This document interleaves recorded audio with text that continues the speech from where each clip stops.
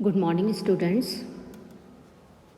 जैसा कि आप लोगों को पता ही है कि मैं doctor Krishna Mishra, associate professor zoology, सम्राट पृथ्वीराज चौहान राजकीय महाविद्यालय अजमेर, आप बीएससी पार्ट फर्स्ट का पेपर थर्ड आप लोगों से डिस्कस कर रही हूँ, जो कि डेवलपमेंटल बायोलॉजी का पेपर है। इसमें हमने बहुत से टॉपिक्स कवर कर लिए हैं। आज जो हम टॉपिक कवर करने जा रहे हैं ये बहुत ही इम्पॉर्टेंट टॉपिक है। ये है एग मेम्ब्रेन्स। एग मेम्ब्रेन्स वो मेम्ब्रेन्स जो कि बनने वाले ओवम को, फीमेल रिप्रोडक्टिव सिस्टम के अंदर oogenesis के दौरान बनने वाले ओवम को बाहर से कवर करती हैं, उन्हें एग मेम्ब्रेन्स कहा जाता है। एग मेम्ब्रेन्स वो सभी मेम्ब्रेन्स जो कि प्लाज्मा मेम्ब्रेन के ओवम या oocyte की प्लाज्मा मेम्ब्रेन के बाहर की ओर प्रेजेंट होती हैं, उन्हें एग मेम्ब्रेन्स कहा जाता है। आजकल एग मेम्ब्रेन्स को एनवलप टर्म जो है उससे भी जाना जाता है, और एनवलप से के सहित जो ओवम होता है या oocyte होता है उसे एग कहते हैं। एग मेम्ब्रेन्स केवल कुछ ही एनिमल्स के अंदर एब्सेंट होती हैं। वो ऐसे एनिमल्स जिनके अंदर एग्स जो हैं वो अमीबॉइड मूवमेंट कर सकते हों, फॉर एग्जांपल स्पॉन्जेस और कुछ सिलेंट्रेटा। दैट मीन्स लगभग सभी एनिमल्स के अंदर प्लाज्मा मेम्ब्रेन के बाहर की तरफ एग मेम्ब्रेन्स प्रेजेंट होती हैं। केवल स्पॉन्ज और कुछ सिलेंट्रेट्स ऐसे हैं जिनके अंदर एग मेम्ब्रेन्स नहीं पाई जाती हैं, क्योंकि इनके एग्स जो हैं वो अमीबॉइड मूवमेंट करने में कैपेबल होते हैं। 3 तरह की egg membranes generally egg membranes या एनवलप्स जो हैं वो एग्स के चारों ओर प्रेजेंट हो सकते हैं। कुछ एनिमल्स के अंदर केवल प्राइमरी एग मेम्ब्रेन्स ही हो सकती हैं, केवल एक ही प्रकार की एग मेम्ब्रेन्स हो सकती हैं, और कुछ एनिमल्स होते हैं जिनके अंदर तीनों प्रकार की हो सकती हैं। डिपेंड करता है कि वो एग किस स्पीशीज़ का है या किस एनिमल का एग है। टोटल 3 तरह की एग मेम्ब्रेन्स हो सकती हैं। पहला प्राइमरी या इसको विटेलाइन मेम्ब्रेन भी कहते हैं। सेकेंड वाला है सेकेंडरी मेम्ब्रेन और Korean, and next one is tertiary membrane.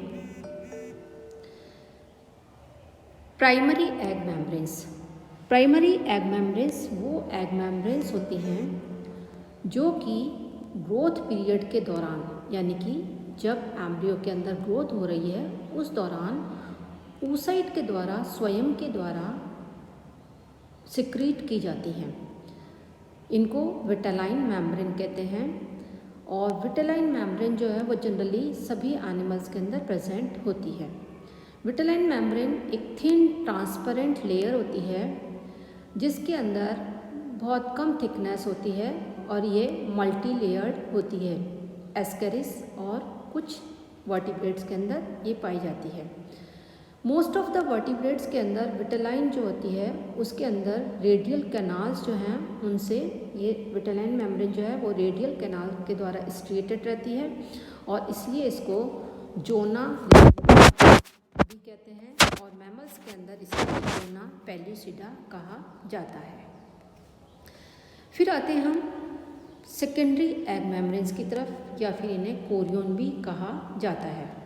Secondary egg membranes, इनका सिक्रीशन जो ओवरी है उसकी ऑक्सिलरी कोशिकाओं के द्वारा होता है, या फिर ये ऑक्सिलरी कोशिकाओं के कन्वर्जन के द्वारा, उनके परिवर्तन के द्वारा बनती हैं, और ये ऑक्सिलरी सेल्स जो होती हैं वो मेम्ब्रेनस मटेरियल में कन्वर्ट हो जाती हैं, और इस तरीके से सेकेंडरी मेम्ब्रेन्स को, सेकेंडरी एग मेम्ब्रेन्स को बनाती हैं।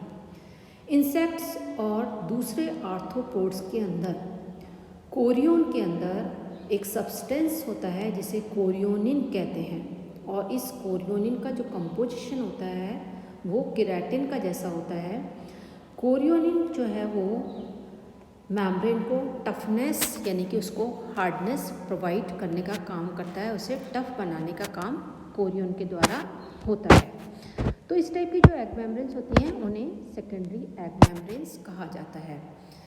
आप लोगों को पता चली गया होगा कि प्राइमरी एग मेम्ब्रेन्स जो होती हैं वो oocyte के द्वारा स्वयं के द्वारा बनती हैं, जबकि जो सेकेंडरी एग मेम्ब्रेन्स जो होती हैं वो ओवरी की कोशिकाओं के द्वारा फॉर्म होती हैं। अब हम आते हैं थर्ड टाइप की एग मेम्ब्रेन्स की तरफ, जो कि टर्शरी एग मेम्ब्रेन्स कहलाती हैं। ये egg membranes female genital tract के द्वारा सिक्रीट होती हैं। जब ओवम जो है वो ओविडक्ट से होकर के गुजर रहा होता है तो उस दौरान इन एग मेम्ब्रेन्स की फॉर्मेशन होती है। एग मेम्ब्रेन्स जो है टर्शरी एग मेम्ब्रेन्स जो हैं वो अलग अलग टाइप की होती हैं डिफरेंट टाइप के एग्स के अंदर, जैसे कि इकाइनोडर्मेटा, मोलस्का, फिश और एम्फीबियन के अंदर ये जिलेटिनस मेम्ब्रेन की फॉर्म में होती हैं और इनके अंदर एक टफ प्रोटीन जो है, जैसे कि सेफेलोपोड्स और सिलाचिन्स की मेम्ब्रेन्स जो होती हैं उनके अंदर टफ प्रोटीनस मेम्ब्रेन प्रेजेंट होती है। और कुछ रेप्टाइल्स के अंदर ये जो मेम्ब्रेन्स होती हैं वो फाइब्रस या कैल्केरियस शेल की फॉर्म में होती हैं और बर्ड्स के अंदर टर्शरी एग मेम्ब्रेन्स जो हैं वो अंडर शेल मेम्ब्रेन या कैल्केरियस स्ट्रक्चर की फॉर्म में प्रेजेंट होती हैं। तो इस तरीके से अलग अलग एनिमल्स के अंदर टर्शरी एग मेम्ब्रेन्स अलग अलग टाइप की हो सकती हैं, अलग अलग प्रकार की हो सकती हैं। कुछ इनवर्टिब्रेट्स के अंदर टफ टर्शरी शेल, जिसे कि कोकून कहा जाता है, वो भी एग्स को चारों तरफ से घेरे हुए रहता है। कोकून के अंदर प्रोटीन फ्लूइड प्रेजेंट होता है, प्रोटीन का फ्लूइड जो है वो पाया जाता है, द्रव्य जैसा पदार्थ प्रेजेंट होता है और ये जो फ्लूइड होता है वो टर्शरी एग मेम्ब्रेन की तरह काम करता है। तो इस तरीके से हमने तीनों एग मेम्ब्रेन्स जो हैं उनका सिक्रीशन कहाँ से होता है और वो किस एनिमल में किस तरीके से पाई जाती हैं, किस फॉर्म में पाई जाती हैं, उसके बारे में आप लोगों को बताया। अब इन एग मेम्ब्रेन्स का क्या महत्व होता है, इनका क्या सिग्निफिकेंस होता है, इस पर हम आते हैं। तो सबसे पहला तो है कोई भी जो कवरिंग होती है वो जिस भी चीज़ को कवर करती है उसको प्रोटेक्शन देती है। तो इसी तरीके से जो एग मेम्ब्रेन्स हैं वो भी एग को फिजिकल इंजरी और पैरासाइट्स, माइक्रो ऑर्गेनिज्म तथा के पेनिट्रेशन से बचाती हैं और उनको सूखने से बचाती हैं। तो इसका प्राथमिक काम क्या हो गया कि एक तो ये चोट से बचाती है, एग को किसी भी तरीके की इंजरी से बचाती है। दूसरा, एग के अंदर कोई माइक्रो ऑर्गेनिज्म या पैरासाइट एंटर ना करें, उनके पेनिट्रेशन से बचाती हैं। और तीसरा, एग को सूखने से बचाती हैं।